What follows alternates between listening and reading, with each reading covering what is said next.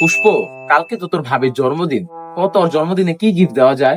দামি দেখা একটা ডায়মন্ডের রিং দিয়ে দে, তাইলেই তো হয়। ওরে যে গিফট দিমু, আমার কাছে তো কোনো টাকা নাই।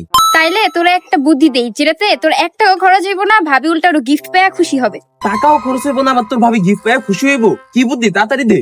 তোর কাছে ঘর ভাড়ার 15,000 টাকা আছে না, ওটাই ভাবিকে গিফট হিসেবে দিয়ে দে।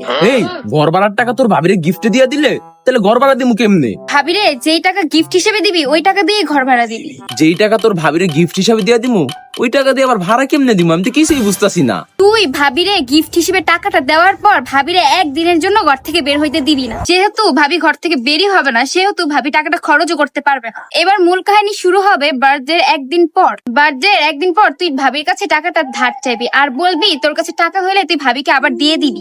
এইবার বুঝছি, তে আর বলা লাগবে না। না আমার কাছে কোন দিন টাকা হইব, না ওই টাকা কোন দিন ব্যাগ পাইবো। ওই বার্থডে গিফট পাই খুশি, আর এই দিক দিয়ে কোনো টাকা না খরচ করা আমিও খুশি। পুষ্প, একদিন তো হইয়া গেল, ওই যে তোর ভাবি সামনে দাঁড়ায় রয়েছে, নে ওর কাছে গিয়া টাকাটা ধার চাই। আচ্ছা চল।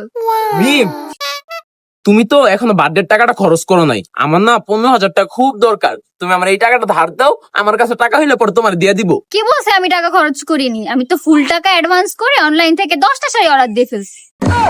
मेरे साथ अन्याय हुआ है मेरे साथ अन्याय हुआ है